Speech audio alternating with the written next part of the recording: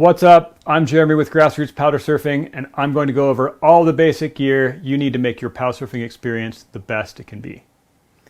This is one of many informative videos we've created to help you learn more about powdersurfing. Be sure to check out our other videos offering tips and techniques for beginners and intermediate riders, and our video on how to access powsurf terrain, where we'll go over the ins and outs of a variety of the best backcountry access tools to help you get to the goods. We also have videos that will help you seek out and find the best powsurfing terrain possible. We have how-to videos that will help you with things like waxing your powsurfer, basic repair of dings and other board damage, and of course we have hundreds of high-action powsurf videos to get you hyped to go powsurfing and that showcase the various styles of progression in powsurfing. Be sure to subscribe to the Powsurf YouTube channel so you don't miss the goods as we continue to release new films and instructional videos. And please share them with your friends. Your support here is crucial to help us continue to create great powsurfing content. So what do you need to powsurf? Well, first you need a powsurfer. We recommend buying from an established powsurf company, one that's been around for many years and specializes specifically in making powsurfers. This goes for any powsurf accessory, whether it be boots, boards, leashes, any accessory. Buy from the companies that have paved the way for the powsurf lifestyle and built the movement from the ground up. Legit powsurf companies will have a wide variety of different models to choose from, so you can get something that's built to fit your boot size, your weight, and the type of snow and terrain that you ride in most. Getting the right size and width of powsurfer as it relates to your boot size and weight is extremely important to your success in powsurfing. It will allow you to have control in a wide variety of conditions and terrain. And anyone who spends time on snow knows that there's infinite varieties of snow type, and the snow type is always changing with varying temperatures, wind, and moisture in the snowpack. So one board does not fit all. If a company is only offering one shape or only a couple of sizes within a shape, you should view that as a red flag. They're not invested in powsurf R&D, and they're there to make a quick buck off a naive customer looking to get into powsurfing. Buying a board with a cindered PTEX base is highly recommended as well. The board will ride faster and smoother, hold wax much better, and be much more durable and easier to repair. PTEX base just saved the life of that board. If that were a wood-based board, it would have just blown to pieces. Avoid extruded PTEX bases. Extruded bases do not glide as well or repair as well. They are not porous, so they don't hold wax well. These types of bases are reserved for extremely cheap box store and entry-level snowboards. These are the types of bases that we've been seeing on powsurfers that are mass-produced in places like China and Dubai. If you're buying a board from Grassroots Powsurf, you can be sure you're getting the best fit for you. We offer over 25 different shapes, sizes, and widths. And we design and build the boards with all different types of snow in mind. All of our powsurfers feature three-dimensional bases and three-dimensional hand-built traction pads for the best possible interface between rider and board. They're built with cindered PTEX bases for the best durability and the best glide. We have a board to fit anyone and everyone, no matter their body size or boot size or what type of snow they ride in. But remember that if you're running a Grassroots Powsurfer, you can have a great time powsurfing in a wide variety of snow conditions. All of our powsurfers are handcrafted right here in Utah, USA, and we are by far the most experienced powsurf company on earth. Wow. We will also take the time to personally line you up with the best fit for you and the type of riding you want to do. Powsurfing is literally our baby, and we are dedicated to making it thrive. Our concern isn't to sell you what's on the shelf. It's to line you up with the best gear so that you can have the best experience and grow to love powsurfing as much as we do. Your next powsurf essential is the Powsurf leash. This keeps your nice new powsurfer from getting lost or destroyed by rocks and trees in the event of a bad fall. You don't want that board getting away from you. And not all leashes are created equally. There are pros and cons to the different types. Ideally, you want a leash that has minimal recoil or kickback. This protects you from getting hit by the board on a bad fall. A large diameter coil and a stretch length of at least 12 feet is recommended. Be sure to avoid short leashes, as you are much more likely to get hit with a board on a bad fall with a short leash. Avoid using things like paracord or other ropes, as they can be quite dangerous as well. You never want your leash to be dragging on the ground, so be sure to attach it to your belt or your backpack. A dragging leash will get snagged on trees, stumps, and rocks and lead to some very violent and unexpected crashes. Now, there are two types of leashes used by powsurfers and a couple of different safety mechanisms that I'll show you. As of now, I believe that Grassroots Powsurf is the only company offering any form of safety mechanism. It doesn't take much Powsurf experience to realize the dangers of wearing a leash, so we do our best to mitigate those risks. So right here, I've got a couple different colors of coil leash and a retractable leash, and there are disadvantages and advantages to each style. The Grassroots coil leash stretches to 12 feet and uses a large diameter coil. It's also made from a hollow cord urethane. And both of these factors help reduce recoil and kickback strength, so the board is much less likely to come slinging back at the rider after a fall. It attaches to your belt or your pack so that there's no dragging on the ground. These leashes are virtually unbreakable, and this is good and bad. The bad would be in the event of a really bad tangle or an avalanche. This leash could potentially drag you down with your board in a slide and wrap around your body and limbs. We highly recommend using our safety accessories along with both of our leashes, especially this one if you're getting into bigger terrain. The downside of a coil leash is that some people find them a little bulky and can sometimes get in the way of the rider's legs and feet while riding down, and it can be difficult to find a place to clip it or hang it when it's not attached to the board. This is the Grassroots retractable leash. It extends 16 feet, and of course it clips to your belt or your backpack. What riders like most about this style of leash is that it's quite non-intrusive and you hardly even know it's there. You can clip and unclip the leash and it retracts back in, keeping it out of the way for your trip back up the mountain or your trip home in the car. The 16 feet gives you more space between the rider and the board on a bad fall, so less likelihood of getting hit by your powsurfer. But be advised, this leash can break under 200 pounds or more force.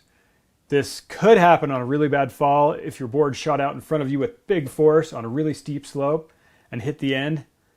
It could break. It's rare, but it can happen. A technique for avoiding that breakage is to reach down and grab that leash to cushion it before it hits the end of its 16-foot length.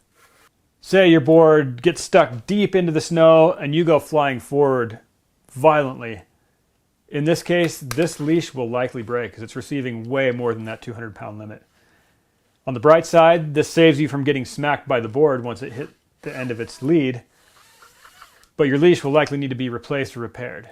It's sad to lose a leash, but replacing a leash is way less expensive than a trip to the emergency room from being hit by a board.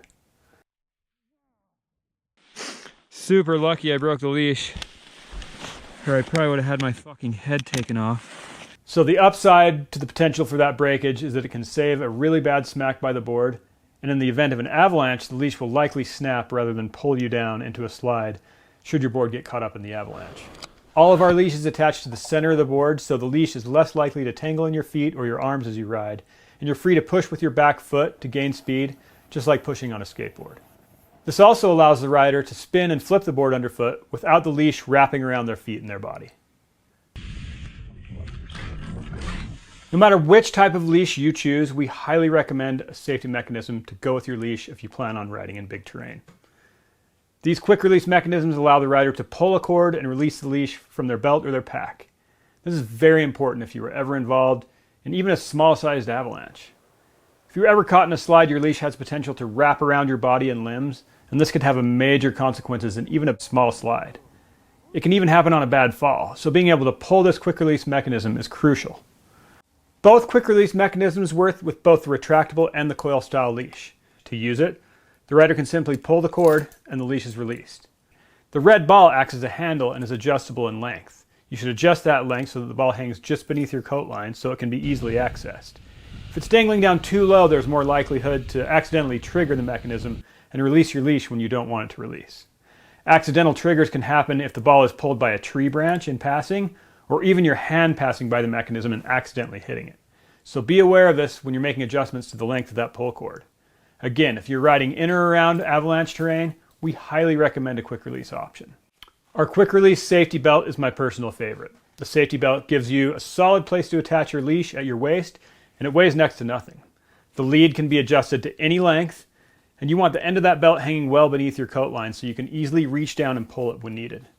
To release, you simply pull that lead, and the safety belt releases the leash. The safety belt is extremely lightweight and it can come in handy for a number of other purposes in the backcountry, such as making a splint or a sling or making a quick harness, tying together or dragging out an emergency sled, or even towing out a broken snowmobile. There are 100 other uses for webbing, And with a safety belt, you always have that resource on your waist if needed. I personally prefer the safety belt over the quick release mechanism because it cannot be accidentally pulled. Sometimes the QR lead with the red ball can be snagged by a tree in passing or hit by your hand mid-run and triggered. The safety belt gives you the layer of safety without potential for accidental triggers. Personally, I've found myself hanging from a leash many times from bad falls and tumbles. The leash is fully stretched out and I'm literally dangling on a steep slope by the leash. Without a quick release of some sort, you're trapped there, hanging by your own weight. With a quick release option, you simply pull the lead and you're set free. Next up, you're going to want Powsurf boots. We are living in a golden age of Powsurfing because yes, Powsurf specific boots are a reality. Much thanks to a company called Deluxe. In 2017, they released the first boot designed specifically for Powsurfing, and it really changed the game. Previously, we've been using old snowboard boots with loose laces or the classic Sorel boots that we used to have to snowboard in back in the 80s before snowboard boots. While it's possible to Powsurf in your snowboard boots, you'll have much better experience in the proper footwear. Just as your hiking boots don't translate well to skateboarding and your flip-flops don't work well as running shoes, you want the proper footwear for what you're getting into. Powsurf boots totally change the game, allowing riders to have the best control possible when Powsurfing. A good Powsurf boot will have a thin, flexible sole so you have great board feel underfoot. You'll be able to feel where you are on that board without looking visually because you can feel the concave of the board through your feet. You'll be able to better translate pressure from your toes and your heels to that board, helping drastically with basic control and especially precision control. Another important aspect is the reinforced heel of the boot. There will be significant wear on the heel of the boot from the use of the bindings on snowshoes or verts or approach skis or split surfers. So the reinforced heel prevents heel pain and prolongs the life of the boot in this zone, which takes a lot of wear. A good Powsurf boot will have 360 degrees of soft flexion and no built-in forward lean. Snowboard boots have a built-in forward lean, and this feature does not translate well to Powsurfing. You'd want straight or even kicked a little bit back for the best boot.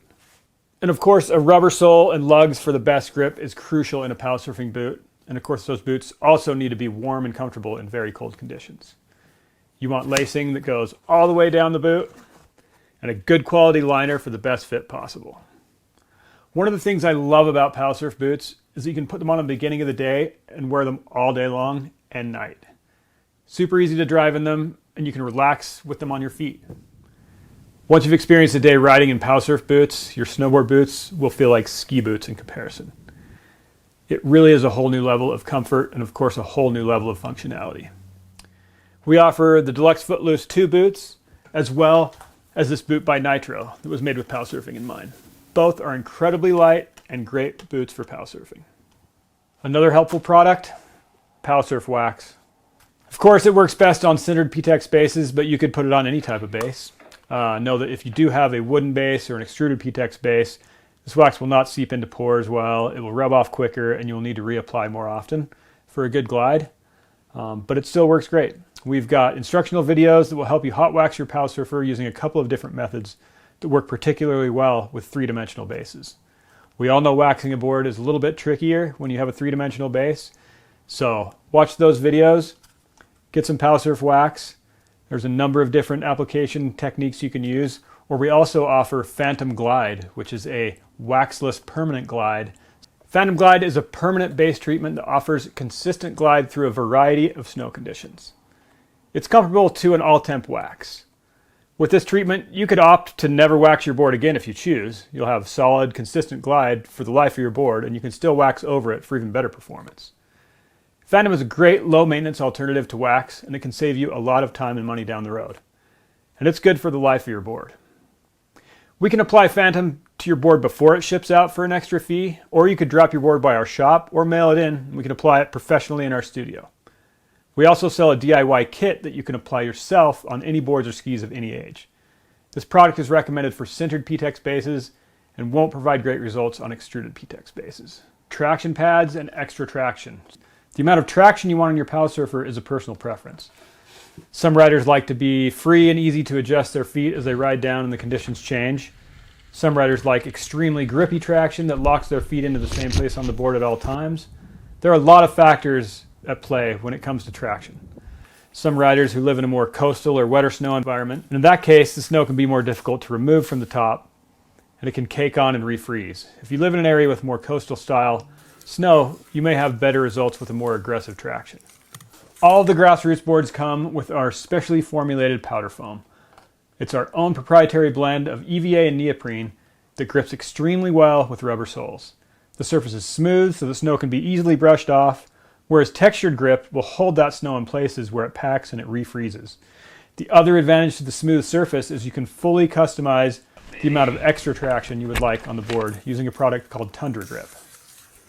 You can place Tundra Grip traction anywhere on the board to increase traction. It's a good idea to allow yourself the ability to adjust and readjust your feet as you ride. Your feet can be easily bumped out of place as you ride, and being able to readjust to the correct stance on your board is a must. This can be difficult if you put on too much traction, so find what works best for you in your environment and for your style of riding. If you find this video helpful, please like and subscribe to the Powsurf channel, and feel free to share this with your friends and your fellow powsurfers. If you're looking for films to get super hyped on powsurfing, you are at the right place. We've got well over 100 short powsurf films here on our YouTube channel and a full-length documentary film about powsurfing called White Waves. I highly recommend you check those out. We've also got more how-to style videos to help you get the best powsurfing experience possible out there. Grassroots has been creating powsurf films for nearly 20 years, and we have so much more to come. We couldn't do this without your support, so please stick with us. We'll bring you a ton more goods.